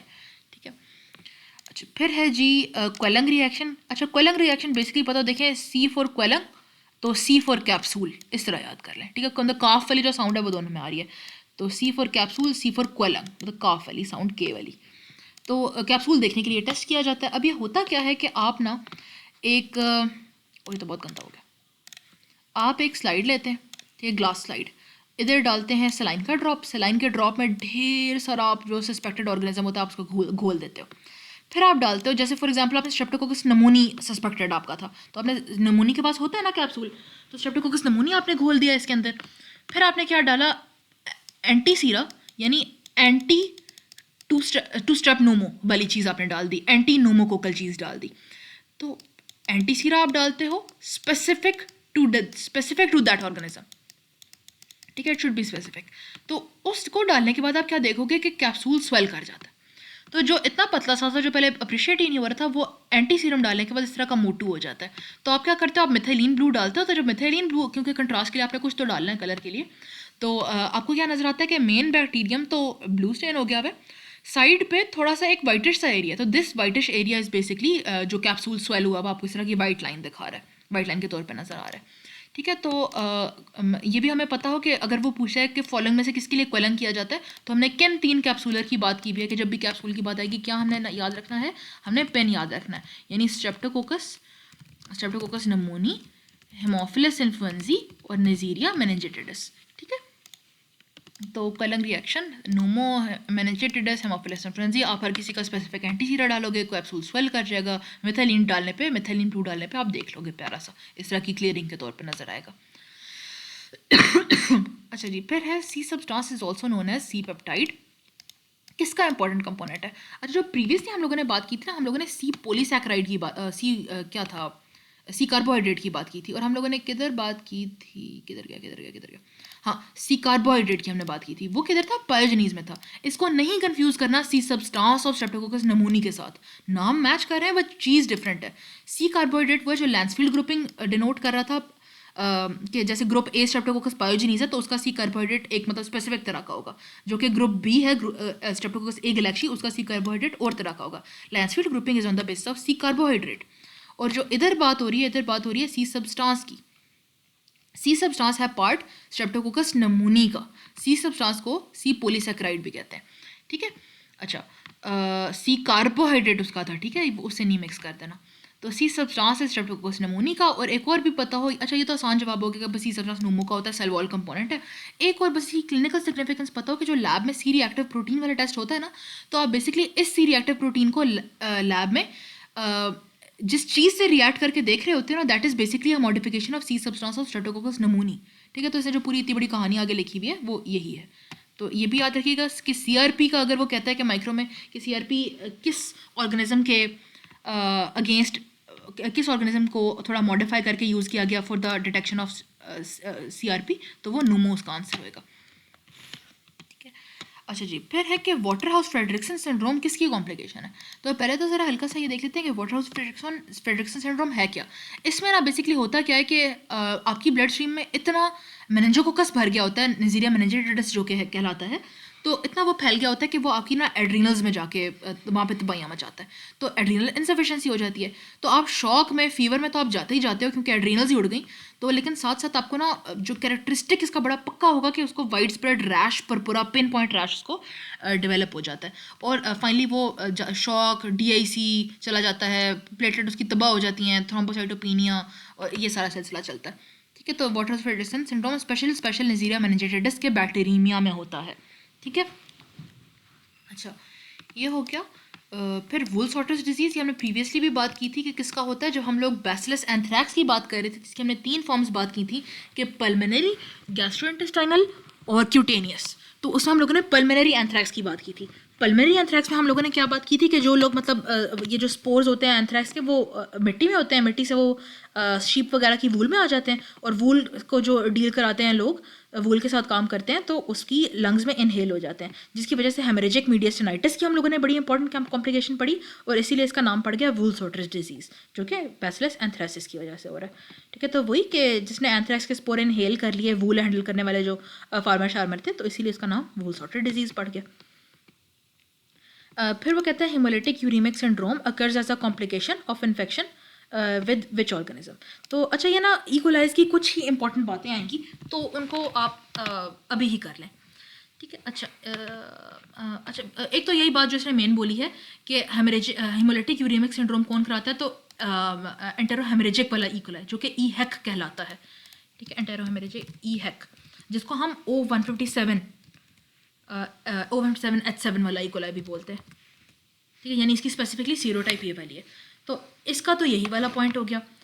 साथ साथ प्लीज़ एक और बात पता हो कि एंटेरोपैथोजेनिक भी एक स्ट्रेन होता है इकोलाई का, तो P for pathogenic, P for paediatrics. तो इन्फेंटाइल डायरिया यानी बच्चों वाला पीडियाट्रिक्स वाला वो एंटेरोपैथोजेनिक वाली फॉर्म कराती है। फिर एंटेरोटॉक्सिजेनिक डायरिया, तो T for toxigenic, T for travellers diarrhoea.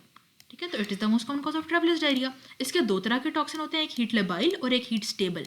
इसमें माइक्रो वालों के लिए एक बात पता हो कि देखें जो चीज़ हवा में होगी वो बेचारी लेबाइल होगी ना, तो लेबाइल इन द एयर, और स्टेबल किधर होगी अगर वो ज़मीन पे होगी, स्टेबल ऑन द ग्राउंड होगी। तो इससे आप एक बात याद रख लें कि लेबाइल इन द एयर यानी जो हीट लेबाइल टॉक्सिन है वो एडेनाइलेट साइक्लेज के थ्रू काम कर रहा होता है, और जो हीट स्टेबल टॉक्सिन होता है उसका mode of action through guanylate cyclase होता है। ठीक है, तो इससे एक ये माइक्रो वालों को बात पता हो। अच्छा जी, फिर एंटेरोहेमरेजिक वाले की हम लोगों ने बात कर ली कि हेमोलिटिक यूरीमिक सिंड्रोम कॉज कराता है, और उसका बड़ा ये एक ना कैच पॉइंट होगा सिनेरियो में कि वो कहेगा कि वो अनकुक्ड हैम बर्गर खा के आई, वो अंडर कुक्ड बीफ खा के आई। ठीक है, तो उससे हम ईहेक हो जाएगा। डायसेंट्री, बाकी सब में डायरिया है, एंटेरोहेमरेजिक में डायसेंट्री है यानी ब्लड आ रहा है। ठीक है, और ये O157 वाले स्ट्रेन की वजह से है। एक और बड़ी इंपॉर्टेंट बात पता हो कि ईहेक वाले के लिए कौन सा एगर होगा, तो सॉर्बिटॉल मैकॉन की एगर होगा। और सॉर्बिटॉल मैकॉन की एगर पे लोग गलती ये कर देते हैं कि वो कहते हैं कि जी जो स्पेशल इसका एगर है उस पर वो एलएफ के तौर पे ही नजर आएगा, बट नहीं, दिस एंटेरोहेमरेजिक वाला strain, this strain does not ferment sorbitol. तो सॉर्बिटॉल मैकॉन की एगर पे ये as an LF non lactose fermenter आपको नजर आएगा, ईहेक वाला स्ट्रेन। ठीक है, बाकी नहीं, सिर्फ ईहेक की बात हो रही है। फिर एंटेरो इन्वेसिव वाला, इसमें ये पूछते होते हैं कि कौन से वाला is the strain that resembles in mode of action towards of Shigella, यानी शिगेला के मोड ऑफ एक्शन को कौन रिजेंबल करता है, तो दैट इज एंटेरो इन्वेसिव वाला, क्योंकि ये invade and destroy colonic epithelial cell similar to mode of action of Shigella cause कराता है। इसमें गलती लोग ये कर देते हैं कि एंटेरो हेमरेजिक वाले का बोल देते हैं, क्योंकि enterohaemorrhagic Shiga toxin produce करता था, अब वो बेचारे का वैसे ही नाम रख दिया है, बट अगर वो कहे कि पूरी पैथोजेनेसिटी में पूरे कोर्स में शिगेला से कौन मैच कराता है, तो दैट इज एंटेरो इन्वेसिव वाला। ठीक है, तो ये माइक्रो वालों के स्पेशली ये ट्रिक करने की कोशिश करते हैं दूसरों को, तो आई थिंक ये नहीं इस तरह का किया जाएगा खौर, तो माइक्रो वालों को प्लीज़ ये बताओ। अच्छा, एक और चीज़ मैं भूल गई, एंटेरो हेमरेजिक का जो शिगर टॉक्सिन है माइक्रो वालों से उसका मोड ऑफ एक्शन पूछा जाता है, तो उसमें ये पता हो कि जो देखें शिगर टॉक्सिन है ना जो कि एस से शुरू हो रहा है, तो 28 अगर मतलब एस काइंड ऑफ शक्ल में 2 से मैच करता है, और अगर इस एस की मैं लाइनें कंप्लीट कर दूं तो 8 बन जाएगा। ठीक है, इस तरह याद कर लें, तो 28 एस राइबोसोमल सब यूनिट ऑफ हमारे सेल्स जो होती है, हमारा जो बैक्टीरियल सेल्स का आरएनए होता है, हमारे जो ह्यूमन कोलोनिक एपिथेलियल सेल्स का आरएनए होता है, राइबोसोम होता है, उसमें से 28S में से ये एडेनिन को रिमूव कर देता है। ठीक है, शिगा टॉक्सिन जो है, तो जब हमारे सेल्स का राइबोसोम का 28 वाली सब यूनिट का एडेनिन बेचारा रिमूव हो गया, तो जब हमारे सेल की प्रोटीन सिंथेसिस ही नहीं हो रही तो हमारे कोलन के सेल्स मर जाएंगे। तो ये शिगा टॉक्सिन का मोड ऑफ एक्शन पूछा जाता है, यानी removes cleaves adenine from 28S ribosomal सब यूनिट ऑफ हमारे कोलोनिक एपिथेलियल सेल्स, हमारे कोलन के सेल्स। फिर एक और बस लास्ट इंपॉर्टेंट बात सब यूनिट सब टाइप एक इकोलाई की रह गई है, नियोनेटल मेनिंजाइटिस वाली। तो नियोनेटल मेनिंजाइटिस वाले का हमें पता हो कि K1 कैप्सुलर एंटीजन वाला जो इकोलाई होता है वो कॉज कराता है। ठीक है, हाँ, ठीक, आई थिंक इसके सारे पॉइंट्स कवर हो गए।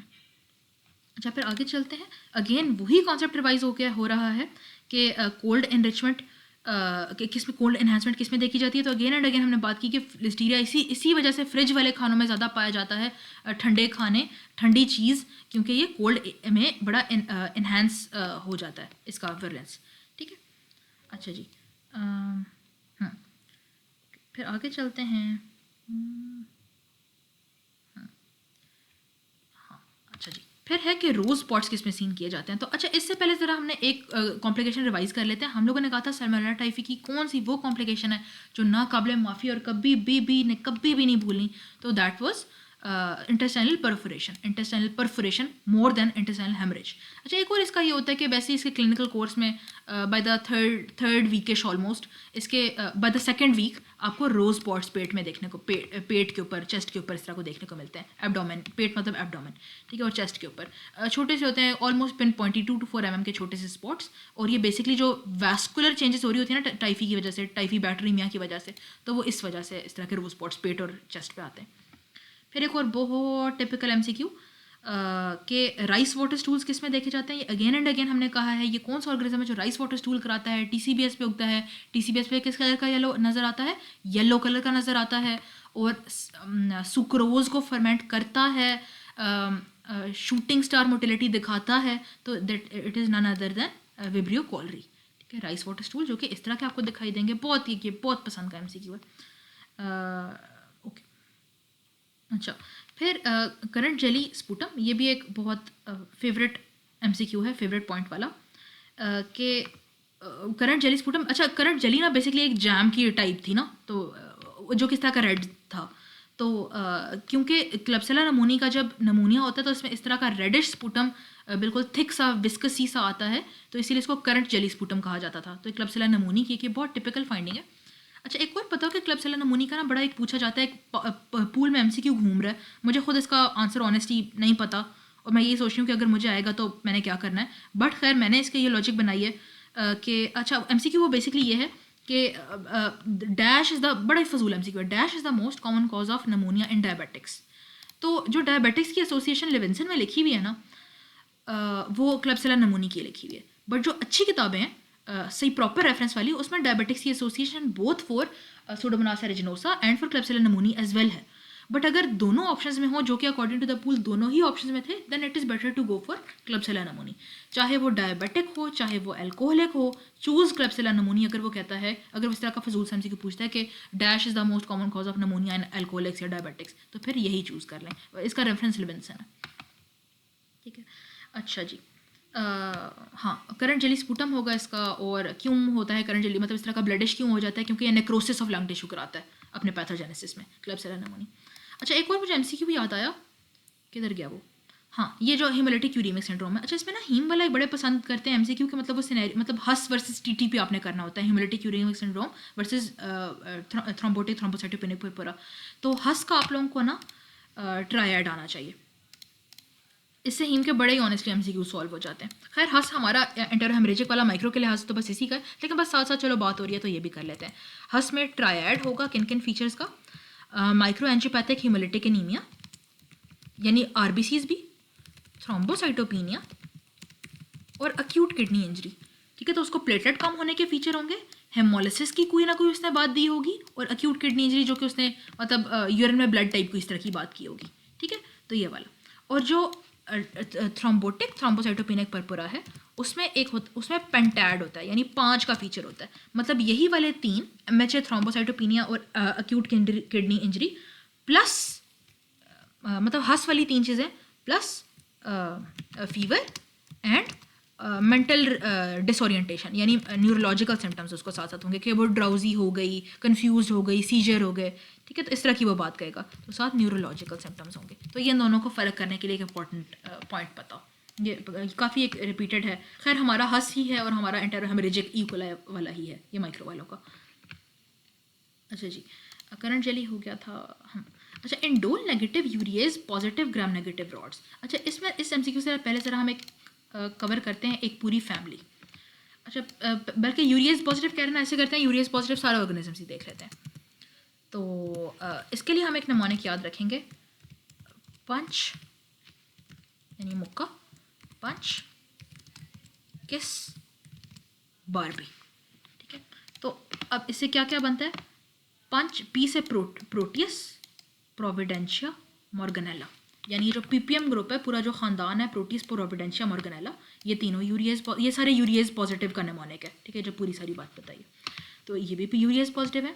यू से ureaplasma urealyticum, N for nocardia, C for cryptococcus, H for H pylori, इसलिए एच पाइलोराई के लिए यूरिया ब्रेथ टेस्ट किया जाता था, K for klebsiella pneumoniae, S से स्टैफिलोकोकस सैप्रोफिटिकस, दूसरे एस से स्टैफिलोकोकस एपिडर्माइडस, और बी से ब्रुसेला, जो कि oxidase positive, urease positive, gram negative coccobacilli थे, ठीक है। तो अच्छा, बेसिकली मैं आना ये चाह रही हूँ कि ये जो पूरा पीपीएम ग्रुप था, ये प्रोटियस, प्रोविडेंशिया, मॉर्गनेला, ये यूरिएज पॉजिटिव भी है, इसको प्यारा करके लिख लेते हैं ताकि पढ़ा जाए। यूरिएज पॉजिटिव भी है, टीडीए पॉजिटिव भी है, यानी ट्रिप्टोफैन डीएमिनेज एंजाइम भी पॉजिटिव है, और फिनाइल एलानिन डीएमिनेज यानी पीडीए टेस्ट भी इसका पॉजिटिव होता है। अच्छा, अब ना इंडोल भी इन तीनों का पॉजिटिव है, यानी प्रोटियस, प्रोविडेंशिया और मॉर्गनेला, तीनों का प्रोटियस, मॉर्गनेला, तीनों का, स्पेलिंग को क्या हो गया, मॉर्गनेला, तीनों का पॉजिटिव है। बट जो, अच्छा, प्रोटियस में भी ना दो हैं, एक प्रोटियस वल्गैरिस और एक प्रोटियस मिराबिलिस। तो बेचारे प्रोटियस वल्गैरिस, मॉर्गनेला और प्रोविडेंशिया, ये तीनों तो इंडोल टेस्ट पॉजिटिव दे देते हैं, ये तो ओके हैं, ये चिल बंदे हैं। जो ये मिराबिलिस है ना, ये मेरा करता है, मिराबिलिस है ना, तो मेरा करता रहता है, वैसे मेरी मर्जी, मैं लग जाऊंगा। तो ये बेचारे तीनों इंडोल पॉजिटिव हैं, बट मिराबिलिस की बात है कि इट इज़ इंडोल नेगेटिव, ठीक है। तो वो यही दे रहे हैं कि कौन है कि जो फॉलोइंग में से इंडोल नेगेटिव है बट यूरिएज पॉजिटिव है। तो मॉर्गनेला इंडोल पॉजिटिव था, वल्गैरिस था, रेडकेरी पॉजिटिव था, प्रोविडेंशिया, अब एक ने तंग किया हुआ था, जो प्रोटियस मिराबिलिस था, तो क्योंकि वो मेरा कर रहा था, तो इट इज़ इंडोल नेगेटिव। अच्छा, जो H2S है ना, हाइड्रोजन सल्फाइड, वो मिराबिलिस और वल्गैरिस दोनों प्रोड्यूस कर रहे हैं, ये एक वैसे ही पता हो। कैटलिस्ट पॉजिटिव तो ये सारे ही हैं, और माइक्रो वालों को ये पता होना चाहिए कि जो MR टेस्ट होता है, मिथाइल रेड टेस्ट, तो वो भी इन तीनों का पॉजिटिव होता है, और जो VP टेस्ट है वो क्लबसेला और सिरेशिया, इस तरह की चीज़ों में पॉजिटिव होता है। ये माइक्रो वालों के लिए वैसे ही जस्ट FYI के लिए, ठीक है। तो यही मैंने लिखा हुआ है कि प्रोटियस, प्रोविडेंशिया, मॉर्गनेला तीनों TDA पॉजिटिव भी थे, PDA पॉजिटिव भी थे, यूरिएज पॉजिटिव भी थे, तीनों ऑलमोस्ट इंडोल पॉजिटिव भी होने लगे थे, लेकिन तंग किसने कर दिया? मिराबिलिस ने। बाकी तीन इंडोल पॉजिटिव है। फिर oxidase positive strict aerobe gram negative rod कौन है? तो स्ट्रिक्ट एरोब में हम लोगों ने बार बार बात की है कि सूडोमोनास एरेजिनोसा, और जिनको ऑक्सीजन चाहिए ही चाहिए, तो सूडोमोनास एरेजिनोसा और माइकोबैक्टीरियम ट्यूबरकुलोसिस। और एक हम लोगों ने क्या स्पेशल बात की थी कि जब एनारोबिक जार सेटअप करते हैं, एनारोबिक जार क्या होता है? एक ऐसा मतलब जार होता है कि जिसके अंदर आप जब एनारोब उगाना होता है ना, तो सैंपल को आप प्लेट पे मल देते हो, जो कल्चर की प्लेटें होती हैं, सैंपल आप लगा देते हो, उस प्लेट को आप इस जार के अंदर बंद कर देते हो, और आप एक एनारोबिक साशे डाल देते हो, वो साशे पूरा का पूरा इस जार के अंदर जितना भी ऑक्सीजन होता है, उस ऑक्सीजन को चूस लेता है ये जार, ठीक है। अच्छा, और आप ये प्लेटें सारी इधर स्टैक कर देते हो जार के अंदर। अच्छा, अब आपको कैसे पता चले कि आपने जो एनारोबिक जार लगाया, आपने ठीक anaerobic environment, oxygen free environment create की है या नहीं की? तो आपको कंट्रोल्स लगाने पड़ेंगे, माइक्रो में हर चीज़ पे कंट्रोल्स हैं। तो आप क्या करते हो? आप दो प्लेटें लेते हो, आप एक प्लेट पे लगा देते हो क्लॉस्ट्रीडियम परफ्रेंजेंस, और एक प्लेट पे आप लगा देते हो सूडोमोनास एरिजिनोसा। तो जो क्लॉस्ट्रीडियम परफ्रेंजेंस है वो एरोब है या एनारोब है? एनारोब है ना, तो इट शुड ग्रो, अगर आपने प्रॉपरली एनारोबिक एनवायरनमेंट क्रिएट की है इस जार में। तो जो सूडोमोनास एरिजिनोसा है वो क्या है? वो तो स्ट्रिक्ट एरोब है, इट नीड्स ऑक्सीजन। तो अगर आपने जार ठीक लगाया है, यानी ऑक्सीजन फ्री एनवायरनमेंट क्रिएट की है, तो इट शुड नॉट ग्रो। तो एनारोबिक जार में as positive control clostridium perfringens use होता है, और as negative control pseudomonas aeruginosa use होता है। ये प्लीज़ माइक्रो नॉन माइक्रो को दोनों बात पता हो, ये बहुत इंपॉर्टेंट बात थी, ठीक है।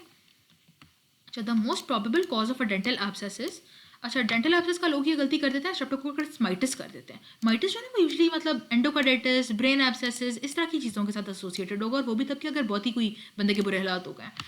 यूजली जो है एक जनरल सा रूल है माइक्रो वालों में कि अगर एनारोब्स की बात हो रही है ना, तो अगर बिलो द डायफ्राम की बात है तो बैक्टीरियोइड्स फ्रेजिलिस करा देना है, अगर अबव द डायफ्राम कोई मसला हो रहा है तो वो प्रिवोटेला मेलानिनोजेनिका की बात कर देनी है। तो अबव द डेंटल एब्सेस है ना, यानी अबव द डायफ्राम हो गया, तो ये प्रिवोटेला होएगा, ठीक है। ये बड़ा पॉपुलर है फॉर कॉजिंग डेंटल एब्सेसेस, इसलिए जब डेंटल एब्सेस की पास आती है तो आप एनारोबिक ज़रूर सेटअप कराते हो उस पास का, ठीक है। और इसका मेलानिनोजेनिका क्यों नाम है? मेलानिन का लफ्ज़ क्यों? क्योंकि ये कल्चर मीडिया पे काला होता है, ठीक है, ब्लैक पिगमेंटेड होता है। फिर एम प्रोटीन, ये फिर से रिपीटेड है। एम प्रोटीन किसका हमने मोस्ट वैलेंस फैक्टर इंपॉर्टेंट पढ़ा था? पायोजेनीज का। फिर एक और बहुत इंपॉर्टेंट एमसीक्यू, वलूटिन ग्रैन्यूल्स यानी मेटाक्रोमैटिक ग्रैन्यूल्स किसकी इन्फेक्शन का फीचर है, किसका ये टॉप मोस्ट फीचर है, ये बहुत पसंद का एमसीक्यू है। तो इसमें ना, लेकिन वो इतना आसान करके नहीं देगा, वो इस तरह पूछेगा आपसे कि एक बंदा था, उसमें गले पे ना सूडो मेम्ब्रेन की हिस्ट्री थी, और छोटा बच्चा है, तो और उसका ना जब आपने एल्बर्ट स्टेन किया है, एल्बर्ट स्टेन जब किया है, या आपने KLB स्टेन किया यानी क्लेब्स लॉफलर बैसिलस वाला स्टेन किया है, तो आपको ग्रीन बॉडीज़, ग्रीन बैक्टीरिया की bodies with a terminal red coloured and नज़र आ रही हैं, यानी आपको मेटाक्रोमैटिक ग्रैन्यूल्स नज़र आ रहे हैं, आपको वलूटिन ग्रैन्यूल्स नज़र आ रहे हैं। तो ये कौन है? तो सूडो मेम्ब्रेन गले पे बनाने वाला, it is Gurani bacterium diphtheria. और ये जो इसके ग्रैन्यूल्स होते हैं, ये जो मतलब पूरी बॉडी के एंड पे, टर्मिनल एंड्स पे इस तरह गोलूस बने हुए हैं, दे आर बेसिकली, अच्छा ये होते बेसिकली क्या है, दे आर पोली फॉस्फेट के रिजर्व्स, एनर्जी के रिजर्व्स हैं बैक्टीरिया के, और ये रेडिश पर्पल अपेयर करेंगे जब आप KLB स्टेनिंग करोगे या एल्बर्ट स्टेनिंग करोगे, ठीक है। और अगर आप सिंपल इसकी ग्राम स्टेन करते तो आपको किस टाइप का नज़र आता, कि मतलब एक एंड पतला और एक थोड़ा एक्सपेंडेड, यानी काइंड ऑफ आप कह लें कि टेनिस रैकेटी। बट इसी पूल में एक ये MCQ भी है जिसमें वो पूछता है कि फॉलोइंग में से टेनिस रैकेट अपेयरेंस किसकी है, तो उसमें ना उसने दोनों ऑप्शंस दिए हैं, क्लॉस्ट्रीडियम टेटनाई की, और एरोब एनारोब होने की कोई बात नहीं बताई हुई, या कोराइनी बैक्टीरियम डिप्थीरिया। तो even though we can see कि हाँ जी कोराइनी बैक्टीरियम डिप्थीरिया भी टेनिस रैकेट अपेयरेंस रखता है, बट अगर इस तरह का फजूल MCQ आता है तो, और दोनों ऑप्शन देता है वो, मतलब मसला भी यही है, तो फिर आपने tetani better than clostridium कोराइनी bacterium diphtheriae करना है, ठीक है। तो तब प्रेफर टेटनाई क्योंकि इसका टर्मिनल स्पोर होता था ना, T4 टेटनाई टर्मिनल स्पोर, तो उस स्पोर की वजह से इसका एंड पे आपको इस तरह की टेनिस रैकेटी अपेयरेंस नजर आएगी ऐसे करके, ठीक है। खैर वो तो इसकी भी नज़र आ रही है, बट चलो जब वो है पूल में इस तरह का फजूल MCQ तो कर ही लेते हैं, ठीक है। तो ग्राम स्टेन पे आपको इस तरह का यह नज़र आता है, और एल्बर्ट स्टेन पे आपको कोरानी बैक्टीरियम डिप्थीरिया इस तरह का नज़र आता है। A common cause of meningitis in neonates is, तो नियोनेट हम लोगों ने जब भी मेनिंजाइटिस की क्या बात की थी, हम लोग क्या कहते थे, क्या निमोनिक याद कर लेना है, BEL, यानी ग्रुप B स्ट्रेप्टोकोकस, इकोलाई और लिस्टीरिया। तो नियोनेटल मेनिंजाइटिस में हमने यही 3 ऑप्शंस में अभी ढूंढने हैं, ठीक है। तो किधर हो गया कॉमन कॉज ऑफ मेनिंजाइटिस, पर कौन बना, ए गैलेक्टी हमारे पास, यानी ग्रुप B स्ट्रेप्टोकोकस, यही ऑप्शंस में मौजूद है, बाकी तो है ही कोई नहीं, तो हम इसको पिक कर लेंगे। तो ऑलवेज फॉर नियोनेटल मेनिंजाइटिस ये बड़ा पसंद का MCQ है, look for BEL, group B streptococcus यानी streptococcus agalactiae, E for E coli और L फॉर लिस्टीरिया। फिर एक और बात कि lipooligosaccharide is found as an integral cell wall component of कोन। तो हमने तो अभी तक बात की थी लाइपोपोलीसैकेराइड की, तो ये लाइपो ओलिगो क्या हो गया, तो सिंपल सा है, ज़रा इसका स्ट्रक्चर रिवाइज करते हैं एंडोटॉक्सिन का, यानी एंडोटॉक्सिन वॉज लाइपोपोलीसैकेराइड, तो इसका ज़रा स्ट्रक्चर रिवाइज करते हैं। हमने बात की थी जब प्रीवियस एक MCQ आया था, जो इस फाइल का स्टार्टर MCQ था, कि इनसाइड टू आउटसाइड एंडोटॉक्सिन किस चीज़ का बना होता है, तो हम लोगों ने याद किया था LCO, lipid A core somatic O antigen, LCO from inside to outside, हम लोग ये बात की थी। लिपिड ए वो कंपोनेंट है, ये वाला जो पूरा है, that is composed of sugar वाली chain and fatty acids anchoring it within the cell wall. तो लिपिड ए वाला पोर्शन इज द पोर्शन जो कि शॉक कॉज कराता है, जो कि टॉक्सिक इफेक्ट कॉज कराता है, जस्ट इन केस वो MCQ पूछ ले। कोर वो है जो इस लिपिड ए को चिपका रहा है आउटर पोलीसैकेराइड को से, आउटर ये जो सोमैटिक O एंटीजन है इससे। अब इसमें ना शुगर की चेन है, ये जो आउटर पोलीसैकेराइड है, ठीक है, शुगर्स की लंबी सी चेन है, इसीलिए इसको पोली मतलब मैनी ना, इसलिए लाइपोपोलीसैकेराइड कहा जाता है, क्योंकि एंड पे पोलीसैकेराइड की लंबी सी चेन है। तो जो नेसीरिया का जीनस है ना, यानी नेसीरिया गनोरी, नेसीरिया मेनिंजाइटिस, उसकी बजाय की ढेर सारी एंड पे शुगर टर्मिनल लगी हों, उसकी थोड़ी सी शुगर्स लगी होती हैं, इसलिए बजाय कि उसको LPS कहा जाए, उसको LOS यानी लाइपो ओलिगोसैकेराइड कहा जाता है। तो लाइपो ओलिगो किसका हो गया, नेसीरिया गनोरी और नेसीरिया मेनिंजाइटिस, यानी कोई भी नेसीरिया हो। तो इसकी प्यारी अंग्रेजी भी पढ़ लेते हैं कि कुछ बैक्टीरिया जो कि निजीरिया, जो कि जीनस निजीरिया को बिलोंग करते हैं, यानी निजीरिया मेनिंजीन, निजीरिया गनोरी, तो वो सब लाइपो ओलिगोसैकेराइड, यानी उसमें यहाँ पे जो एंड पे शुगरें रिपीटिंग ये कम होंगी बजाय के ज़्यादा सारी हों, ठीक है, चेन छोटी होगी इनमें। फिर एक और capsule made up of D glutamate is found in कोन। तो ये बड़ा एक पॉपुलर, हम लोगों ने प्रीवियसली भी MCQ डिस्कस किया था कि डी ग्लूटामेट यानी अमाइनो एसिड से बना हुआ कैप्सूल किसका है, वो है बैसिलस एंथ्रासिस का। फिर गैस गैंग्रीन, ये भी रिपीटेड थीम वाला कि गैस गैंग्रीन क्लोस्ट्रीडियम परफिंजेंस कराता है, जो कि एक एनारोब है, जो कि अल्फा टॉक्सिन बनाता है, और alpha toxin is a lecithinase enzyme. और माइक्रो वालों को पता हो कि इसके लिए कौन सा टेस्ट कराया जाता है, फिर लेसिथिनेज एंजाइम को देखने के लिए कराया जाता है नेगलर्स टेस्ट, नेगलर्स रिएक्शन देखने के लिए, ठीक है, ये इसकी स्पेलिंग है नेगलर्स। ये सिर्फ माइक्रो वालों के लिए, लेसेथिनेज को देखने के लिए, ठीक है, एगियो के अगर पे। अच्छा, फिर ये प्रीवियसली रिपीटेड थीम वाला कि T for traveller diarrhoea, T for toxigenic strain of E coli, तो enterotoxigenic, T for traveller, T for toxi, ठीक है। और हीट लेबाइल और हीट स्टेबल की हम लोगों ने इसमें बात की थी। The best specimen for culture of diagnosis of typhoid fever in the first 10 days is. अच्छा, टाइफॉइड के डायग्नोसिस के लिए ना ज़रा एक इंपॉर्टेंट नमूने याद रखें, बासु के नाम से। तो यानी ये वीक वाइज चला रहा है। फर्स्ट वीक में ब्लड कल्चर मेन स्टे होगा, सेकेंड वीक में एंटीबॉडीज़ यानी विडाल टेस्ट, थर्ड वीक में स्टूल और फोर्थ में यूरिन, ठीक है, यूरिन का कल्चर। तो फर्स्ट 10 days ऑलमोस्ट ये सेकेंड वीक वाली बात में फॉल कर रहा है। तो देखिए उसने ब्लड दिया हुआ है ना, इवन जो सीरोलॉजी होनी है वो भी ब्लड पे ही होनी है। वैसे तो अब विडाल टेस्ट बिल्कुल ही डिलीट हो गया हुआ है, तो फर्स्ट 2 weeks के लिए ब्लड कल्चर ही हम करा रहे हैं, जो हम मतलब एक प्रैक्टिस में जो चीज़ फॉलो हो रही है। तो यहाँ पे blood is the best option, ठीक है। फिर वाटरी डायरिया जो कि raw improperly cooked sea food खाने से होता है, तो वो किसका है। अब हम ये करते हैं, ज़रा निकालते हैं ट्रांसमिशन का टेबल, उसमें देखते हैं सी फूड किस किस के एसोसिएशन में लिखा हुआ है। तो सी फूड लिखा हुआ है विब्रियो कॉलरी, विब्रियो पैराहेमरेटिकस और विब्रियो वल्निफिकस में, ठीक है। तो अब इसमें ना ज़रा कॉन्सेप्चुअली भी बात आती हो कि जो विब्रियो कॉलरी वैसे faeco oral contamination of any food से हो सकता है। तो अब इसमें भी विब्रियो कॉलरी में भी ना फ्यूचर में जाके देखेंगे कि इसमें भी डिफरेंट सीरोटाइप्स होती हैं। एक दोज दैट विब्रियो कॉलरी की वो वाली सीरोटाइप्स that cause cholera, and those that do not cause cholera, they just cause diarrhoea. तो वो जो सिंपल डायरिया कॉज कराने वाली है ना, वो इम्प्रॉपरली कुक्ड सी फूड से हो जाती है।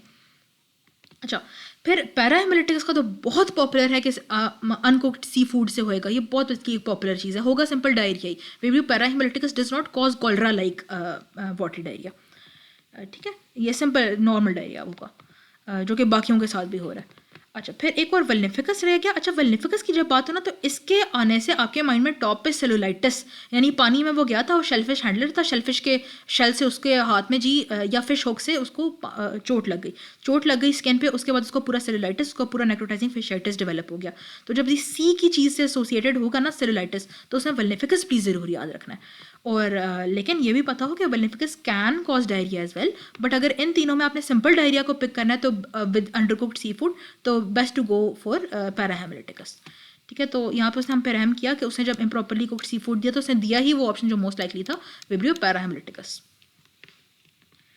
ओके, फिर माइक्रो एरोफिलिक, ये भी एक बहुत पसंद का एमसीक्यू है कि कौन सी ग्राम नेगेटिव रॉड है जो माइक्रो एरोफिलिक कैप्नोफिलिक होती है, ऑक्सीडेज पॉजिटिव है, तो दैट इज़ कंपाइलोबैक्टर, ठीक है। और माइक्रो एरोफिलिक में वो ये भी माइक्रो वालों से पूछा था कि माइक्रो एरोफिलिक का मतलब क्या है, तो कम ऑक्सीजन, कितनी कम, 5 to 10%, ठीक है। तो ये एक बड़ा पसंद का है। कैम्पाइलोबैक्टर जिजनाई के लिए वो स्पेशली ये पूछेगा, कैम्पाइलोबैक्टर जिजनाई के लिए, कि उसको 42 डिग्रीज पे माइक्रो एरोफिलिक कैप्नोफिलिक एनवायरनमेंट चाहिए, ठीक है, वो उसका एक बड़ा पसंद का एमसीक्यू। फिर पायोसियानिन किसका वैलेंस फैक्टर है। अच्छा, पहले ऐसे करते हैं, ज़रा ना सूडोमोनास जितने भी रंग बनाते हैं ज़रा वो देख लेते हैं, फिर एमसीक्यू को रिविजिट करेंगे। तो सूडोमोनास बहुत ज़्यादा पिगमेंट्स बनाता है, जैसे सायान का कलर होता है ब्लू से मीन करने के लिए, तो सायान मतलब ब्लू, तो पायोसियानिन सूडोमोनास एरिजिनोसा प्रोड्यूस करता है, इसीलिए जो वूंड्स इसकी होती हैं उसके पास ब्लू कलर हो सकती है, ठीक है। अच्छा, इसकी स्पेशल बात यह है कि ये वैलेंस फैक्टर भी है सूडोमोनास का, और वैलेंस फैक्टर कैसे कि जो आपके सीलिया नहीं होते रेस्पिरेटरी ट्रैक्ट के, उनको डैमेज करा देता है। तो जब सीलिया ही डैमेज हो गए तो गंद किस तरह ऊपर ब्रश अप होके वॉश आउट हो, ठीक है। तो इससे किस तरह सिक्रीशंस पुल अप होने से रुके अगर सीलिया ही डैमेज हो गए हैं। तो पायोसियानिन वैलेंस फैक्टर भी है, और इसकी एक और स्पेशल बात है कि it is exclusive to Pseudomonas aeruginosa, मतलब अगर ब्लू कलर आ गया है ना तो बस ये एरिजिनोसा, ये कोई और सूडोमोनास की स्पीशी नहीं हो सकती। फिर एक और है येलो में भी ज़्यादा लेटर्स है ना, तो येलो वाला पिगमेंट, येलो ग्रीन वाला, इट इज़ पायोवर्डिन, और ब्लू में कम लेटर्स हैं तो सायान में भी कम लेटर्स हैं, तो इसे याद करेंगे, ब्लू वाला सायानिन था और येलो ग्रीन वाला वर्डिन है, येलो ग्रीनिश रेंज वाला। तो अच्छा, पायोवर्डीन का दूसरा नाम भी आता है, पायोवर्डीन है ना, तो फ्लोरेसीन इसका दूसरा नाम है। और क्यों इसका दूसरा नाम है, क्योंकि यूवी लाइट में ये पिगमेंट फ्लोरीज करता है, शाइन करता है, ठीक है। एक और पिगमेंट होता है पायोरूबिन, जो कि रेडिश से कलर का होता है, और एक होता है ये जो थोड़ा ग्रीन के साथ काला मिक्स हुआ है, तो बेसिकली काला उसको अलग मिली नहीं तस्वीर, खैर इट इज़ पायोमेलेनिन, ठीक है। तो इसीलिए ये हिस्ट्री होगी कि जी कौन से उसको डिस्चार्ज निकल रहा था, वो ग्रीन कलर का था, बताएं ऑर्गेनिज्म कौन सा है, तो पायोवर्डिन हम सस्पेक्ट करेंगे ऑफ सूडोमोनास एरिजिनोसा। ब्लू डिस्चार्ज था, कुछ ऐसा हो गया, ब्लू कलर था, यूरिन ब्लू हो गया, कौन है, सूडोमोनास एरिजिनोसा।